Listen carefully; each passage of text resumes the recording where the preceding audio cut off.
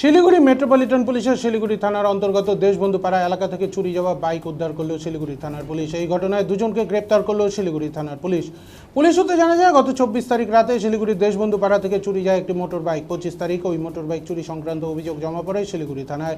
অভিযোগ পাওয়া মাত্রই ঘটনার তদন্তে নামে শিলিগুড়ি মেট্রোপলিটন পুলিশের শিলিগুড়ি থানার পুলিশ। তদন্ত করে মোটর বাইক উদ্ধারের পাশাপাশি অভিযুক্তকে গ্রেপ্তারের চেষ্টা চালায় পুলিশ। বুধবার রাতে গোপন সূত্রে পাওয়া খবরের ভিত্তিতে শিলিগুড়ি টিকিয়াপাড়া এলাকা থেকে ওই চুরি যাওয়া মোটর বাইকটি উদ্ধার করতে সক্ষম হয় শিলিগুড়ি থানার পুলিশ। এই ঘটনায় দুজনকে আটক করে পুলিশ। তাদের থানায় নিয়ে এসে জিজ্ঞাসাবাদ করতেই সমস্ত বিষয়টি পরিষ্কার হয়। শিলিগুড়ি থানার পুলিশ হতে জানা যায়, ধৃত কার্তিক কর্মকার এবং দীপঙ্কর সরকার 24 তারিখ রাতে মোটর বাইকটি চুরি করেছিল এবং বিক্রির অপেক্ষাতে ছিল। ধৃত কার্তিক কর্মকারের বাড়ি শিলিগুড়ি নিউ জলপাইগুড়ি থানার ভক্তিনগর পাইপলাইন এলাকায়। অপরধৃত দীপঙ্কর সরকারের বাড়ি ভক্তিনগর থানার আশিঘর আউটপোস্টের ফকদইবাড়ি এলাকায়। ধৃত দুজনের মধ্যে কার্তিকের বিরুদ্ধে বেশ কিছু ক্রাইম রেকর্ড রয়েছে বলে জানা গিয়েছে শিলিগুড়ি থানার পুলিশের সূত্রে। ধৃত দুজনকে বৃহস্পতিবার শিলিগুড়ি আদালতে তুলে তদন্তের স্বার্থে 5 দিনের রিমান্ডে চায় শিলিগুড়ি থানার পুলিশ।